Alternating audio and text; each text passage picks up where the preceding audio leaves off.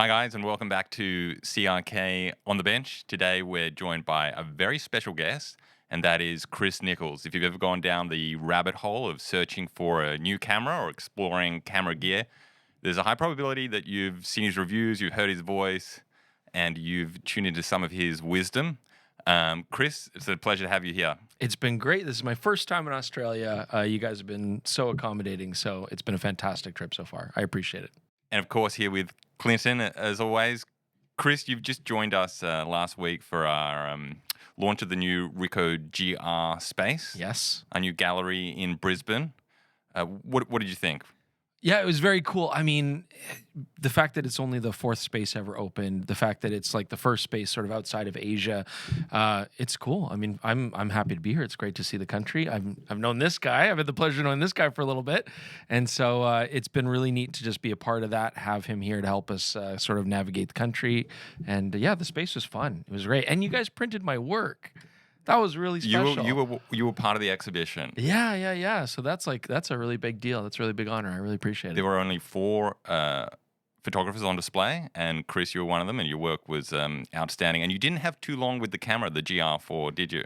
No, I mean, the nature of my job, and I think part of why you guys maybe brought me along on this event is that I do play with a different camera every week. And so it gives me a perspective on many different kinds of cameras that we use for street photography, obviously many different kinds of lenses and different pursuits. And so, yeah, I feel it does give me a different perspective on what the Ricoh GR is, where it sits, how you can use it, and also how it compares to other kinds of products. You've been in the game for a long time in Very terms long of reviewing camera product, all sorts of tech gear.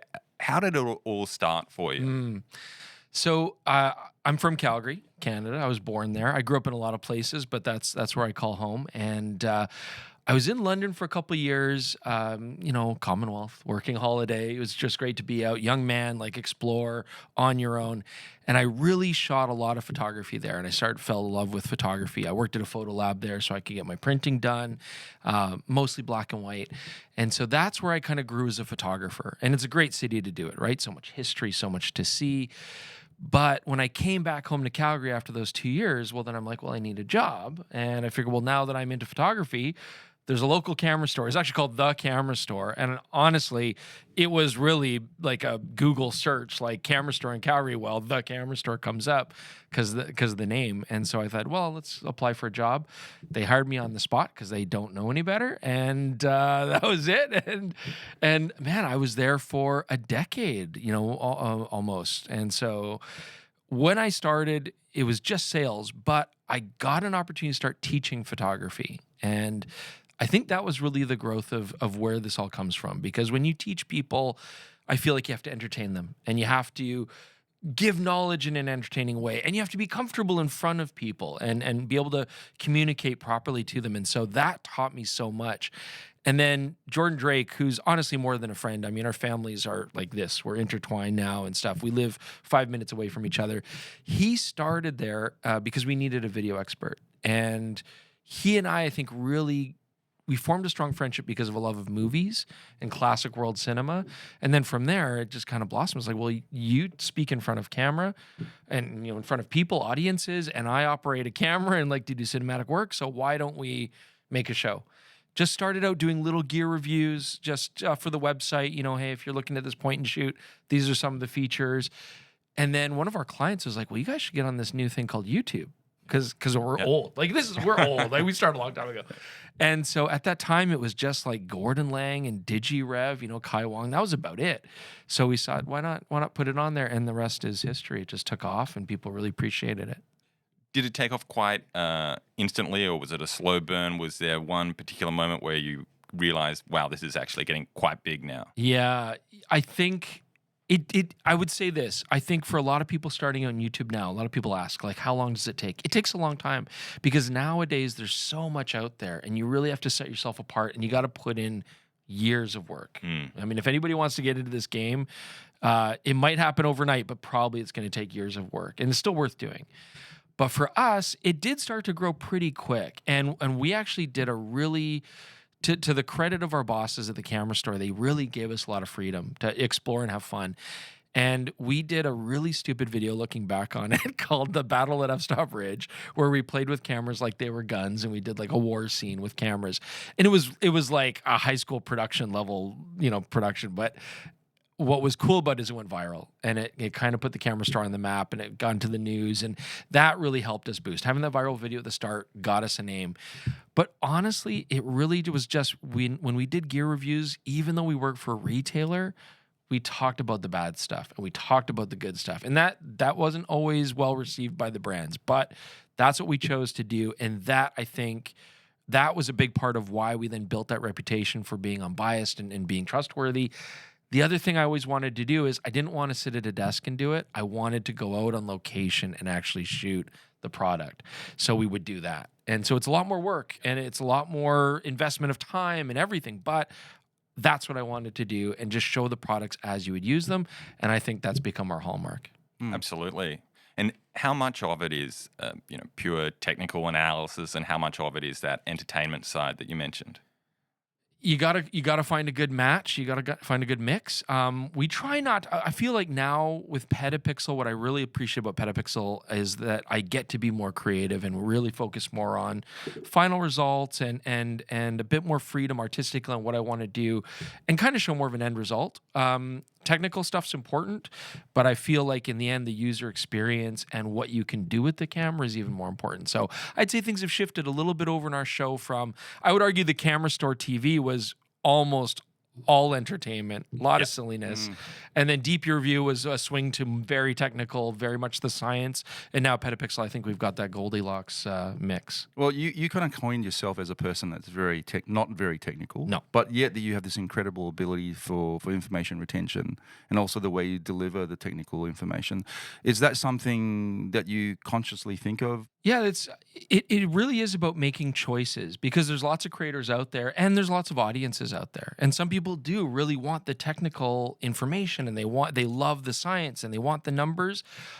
And then you have a whole other audience that like really just want to see photos or have a fun time or see the camera's experience. And so everybody has to navigate and choose that balance. And that can be a challenge sometimes. Even from product to product, that can be a challenge.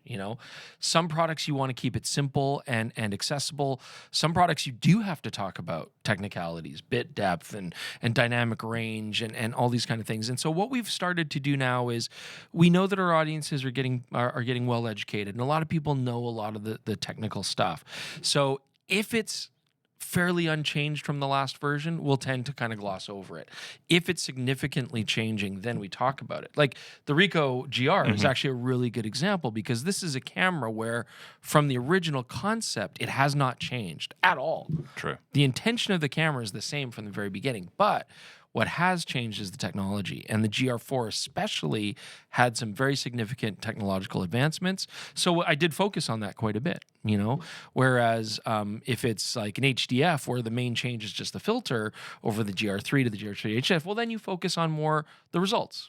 Yeah. And I noticed also that with some of your prints, I mean, they're gorgeous pictures. Thank you.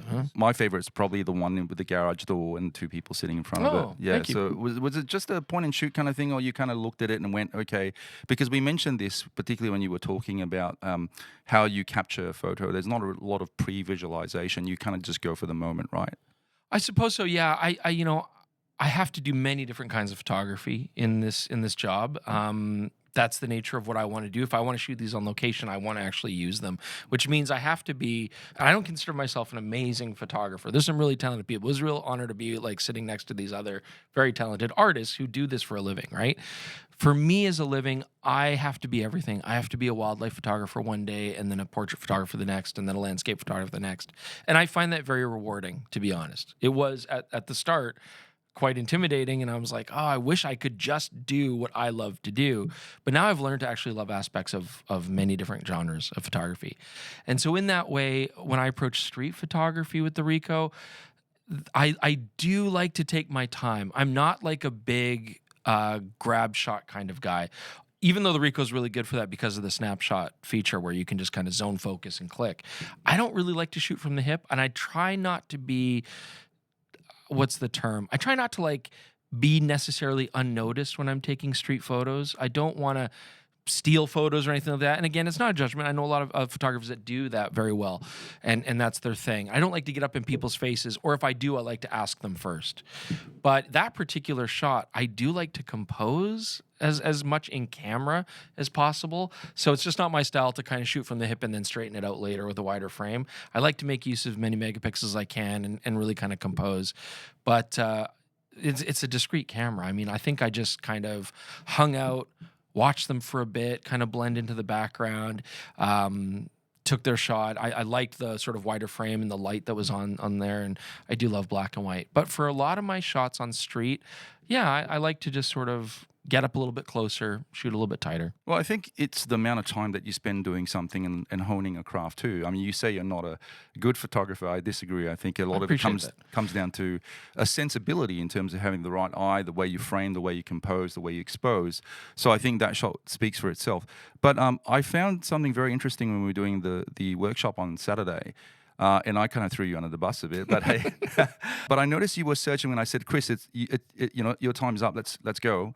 And you were kind of like really on the fly looking for pockets of light, which I thought was really cool. You were going to the window section where there was a lot of natural light because you knew that you were not going to use continuous or artificial light to get your motivational light source. But then you gravitated towards, which I thought was a very cool thing. So was that something that you went, okay, I've got to change it up a bit?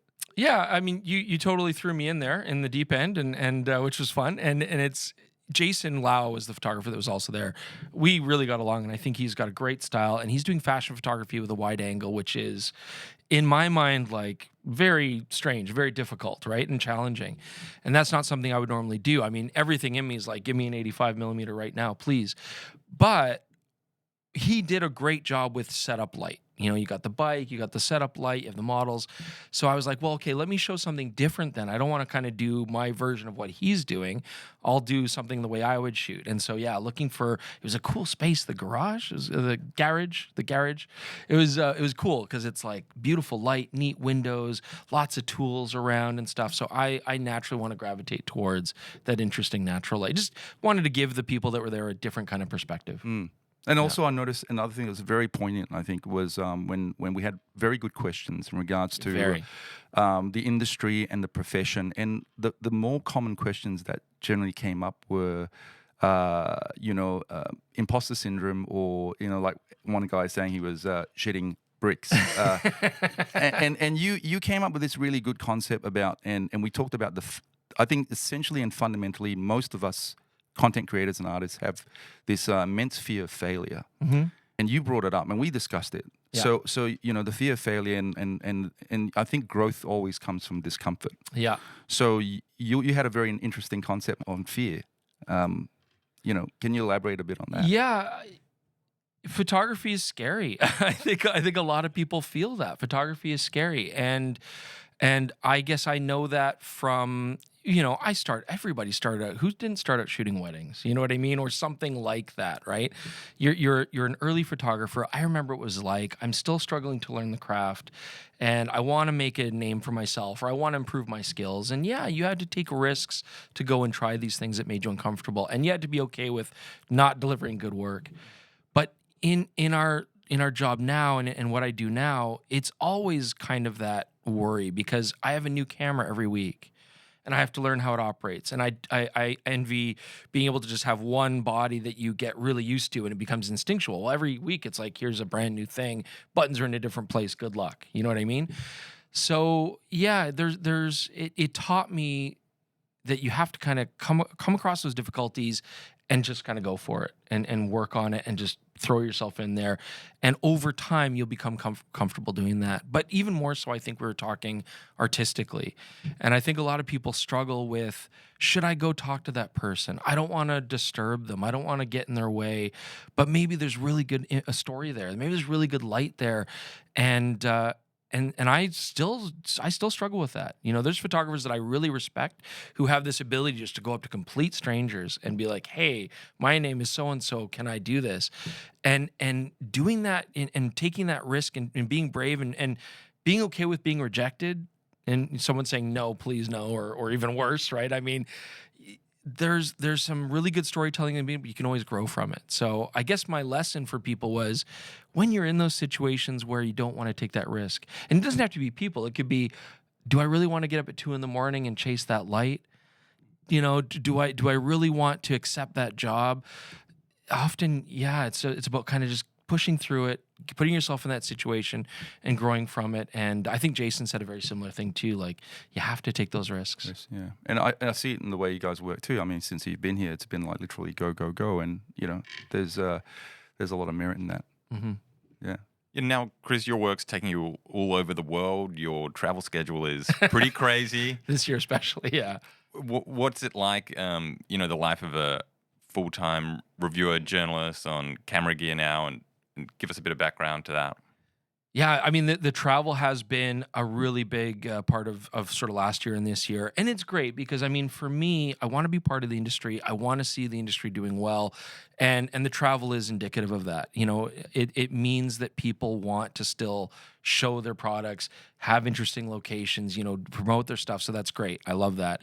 And I want to help with that. At the same time, too, for selfish reasons, they're not vacations. It's work. It's so much work. But for selfish reasons, just as a creative person, I just want to shoot something other than Calgary every once in a while. You know what I mean? Like, I love our city. It's a great city to live in. There's some beautiful parts of it, but it's, I want to see different sites, different architecture, different people, different light, different weather. And so I love coming to other locations and other places, just getting to explore that with new eyes. For me, that's fulfilling, getting to shoot that. And also, particularly when you review different cameras in different ecosystems, I would say if you receive a camera, let's say last week, I think the learning curve is quite exponential. So how do you deal with the fact that you have to, provide the value and the insight and all the right points to a person? Do you spend a bit of time before and go through that, or it's quite impressive that you don't really script a lot of your stuff. Yeah, I don't script the show. Certainly, of course, I have to take some notes on the technicalities, right? And I really try to focus on. It is a challenge. It is straight up. It's a challenge. Like, you'll go to these launches, they'll give you the product. You might only have it that day, and then they'll say like, okay, well, these are the key features that we think are important. And what I have to do is then take that information and say, okay, well, I'm still Chris Niccolls. I'm not pretending to be an expert that will share every aspect of this product in every possible way to every possible photographer, right? If there is any bias in me, as a reviewer, it's the bias of who I am personally as a creative person and what I like. And so I show it the way that I would shoot it. And hopefully that resonates with people. That's my approach, right? So yeah, I take it as, what would Chris Niccolls do with this camera? And what does Chris Niccolls think is important about this camera? And so a lot of it is kind of cutting the shaft from the weed and saying like, this I think is what I want to focus on. This is the point to get across. And I think that's more important than ever nowadays, because technology is in some ways plateauing. All these cameras take beautiful photos. I don't want to spend time saying Sony takes more beautiful photos than Nikon, or Canon takes more beautiful photos than no, it's because it's not true. And I feel like that is the least important. What's most important is what kind of experience I can have with it. What does this lens do differently visually than another lens might? Are there issues from a handling standpoint that might be frustrating? Because these things do change and they do vary and they are important. So technicality aside, I really try to focus more on the experience nowadays, which is in some ways easier because it's like, well, I play with it. What's my experience? And then I try to share that on camera. What was it like seeing some of your peers do their work and their prints? And do you generally find, we learn from our peers as well. We see certain things that, and I always say, we learn things that we can do and what not to do. Right. So how do you see your peers in terms of the exhibition, and were there certain things that you picked up and went, that's really cool? What I really liked about the GR space, like what fascinated me about it right off the start from the artists that were chosen, the Ricoh GR is really designed to be a street photography camera. I mean, sure. They'll be the first to say that, right? This is designed for snap shooting. And actually what I really liked was the photographers that got involved, it wasn't all like that. I mean, you had Hamish, fantastic street photographer. He does that sort of, walking around, discreet street photography style, black and white. I mean, I'll always love that. But then you also had Zachary Ka, who's doing landscapes, right, with a camera like Different. that. Then you have Jason Lau, who's doing fashion work with a camera like that. So I thought that was really interesting to show how you can kind of go outside the mold with a camera. And it really does go to show. I mean, a lot of these artists do use other cameras too, right? Other brands of cameras. And so it goes to show how up here is so important on how somebody sees the world and how they use a tool and where their approach is from. So I do love that. I mean, honestly, when I meet other media staff on these events, I don't want to talk about megapixels. I don't want to talk about dynamic range. I also don't want to talk about views or subscribers or anything. I don't want to talk about any of that stuff. I like talking about like where they're from, what they like to shoot, what motivates them, what's their thinking process. Because as you say, that is really cool to sort of learn that way. And I don't want to mimic anybody at this point. It's really just neat to see how they do things. But I am fortunate because I shoot so many kinds of photography. I get to meet wildlife photographers on some events and then street photographers on another and landscape on another. So I do get to see different approaches. I will say, though, I am still envious. It must be nice to just be like, this is what I love to do and only do that. But I accept my fate. I really enjoy my job. Do you have like a favorite discipline, particularly with photographers? It would still be my route would be black and white street photography. That's how I started. That's what I still love to do.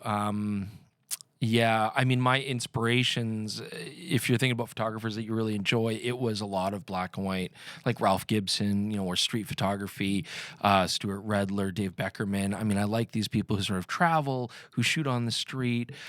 Maybe a more contemplative, slower way of shooting. I kind of dig that. But yeah, I've met so many great people doing this job, so it's really neat to see everybody's approach, and it's neat to see how younger people now are really like have a different eye and a different vision, and how a lot of the things that were popular 30 years ago that we kind of got away from and said, we don't really like that look. Now that's coming back, and they're really embracing it, analog and electronic flash straight on camera and stuff like that. It's neat. So yeah, we get to see all these trends change. Chris, over the years, you've obviously reviewed almost every camera product that's come out in the last decade or so. Is there a product that really knocked your socks off, or a memorable product over the past few years? Wow. There's Jaron will be the first to say this. He says that my brain is like a cup that you just pour more water into, and so it's already full and it just spills out the sides. So there's a little bit at the bottom of the cup that doesn't come out, but everything else is just like refreshing. So you're right. It's so many products. I would think it'd be more in terms of I mean, drones obviously has been a really crazy kind of change. That was a big change. The fact is, I started so long ago at the camera store. When I started, it was all 120 film. That's what the pros would come in and shoot 120 in their Mamiyas and their Hasselblads, and that was the big go-to, right? And 35 millimeter, even at that point, was still sort of like, it was popular, but it was like the enthusiast choice, right? Unless you were a sports photographer or journalist, you were shooting 120. And then I saw that whole transition to where we had a glass showcase with $800 point and shoot cameras that were like 0.3 megapixels, right? And then they became 2 megapixels, and then they had a zoom, and then they became, manual control, and then started grow. And then, of course, the first digital Rebel, and then, of course, into full on DSLRs, and then mirrorless. And I've seen that whole change every single time in the industry so many times that I don't really get surprised anymore when a new thing changes. It's like, I know that everybody's going to go in kicking and screaming eventually into that new realm, and it happens. Smartphones, of course, is another example. But a product that really blew me away, I think what I find interesting now is how good everything is. Everything blows me away, because there was a time where a lens would really stand out as like, wow, like how did they do that? Like the engineering involved, the expertise involved, the cost involved.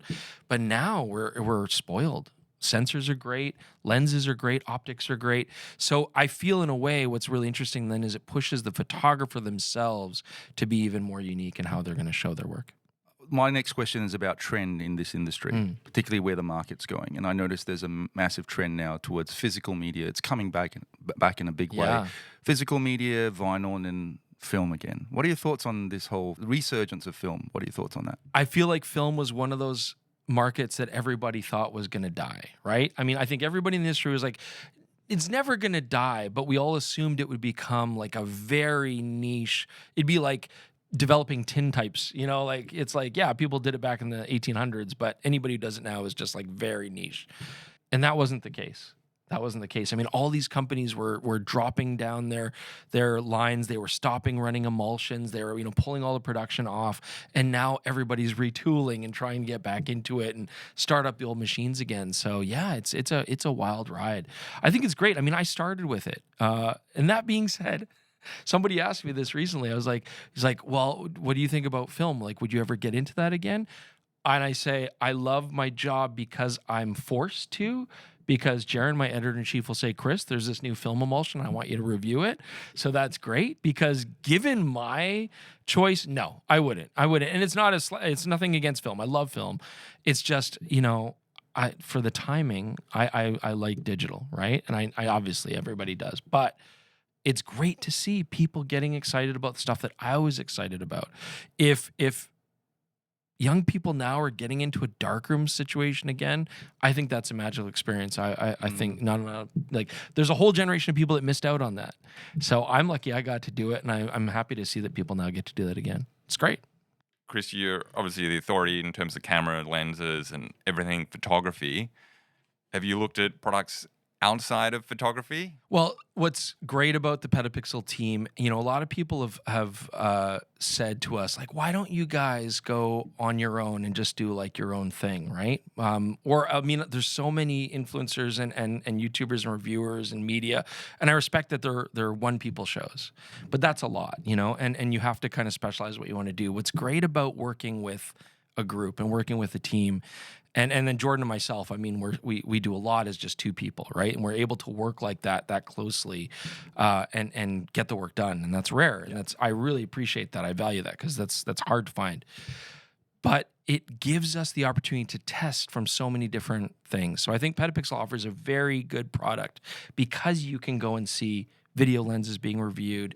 We've got Sarah Tang, who's another very creative person who does a lot of the short form, but she also reviews a lot of the products that are outside of maybe like straight up photo. And although honestly, she's doing a lot of our mainstream work as well. So it's really good to have that team where you get different perspectives, you get different things, and it lets us tackle smartphones, which we do, cinema lenses, video work, drones, obviously photography, right? So I feel like we can get a real sort of multi-pronged approach to many, many different industries. So that's great. And I'm happy I don't have to do it all. Please, no more. If I could do the show, it would be Chris's black and white street photography show. But you know what I mean? So it's great that we have other people that can then do video and stuff. I mean, Jordan's such a talented videographer. He does all the video reviews, but he's great in front of camera too. So he also does a great job doing lens reviews and camera reviews when we're like doing different kinds of stuff from different locations. So it started as Jordan shooting, you doing the reviews. Yeah. And you just sort of alluded to there that is still the process, is it? Yeah, I mean, Jordan and I live 5 minutes apart from each other. Well, of course, we're both in Calgary. We've always based our show in Calgary. So, yeah, it's like twice a week. He and I, we're like an old married couple. The sex is done, but we still, love each other, and we stick together for the baby, and so that's where we are, right? It's like we go out every day. We're always shooting together, and we have like that short form now between us where we don't have to really, we can just look at each other and communicate in a lot of ways. So yeah, and you learn how to create a certain style and signature together, right? Yeah. Tell me, so what's your highlight since you've been here? And is Australia as what you perceived it to be prior to you coming over here? And I said it's God's own country. That's for me. Yeah.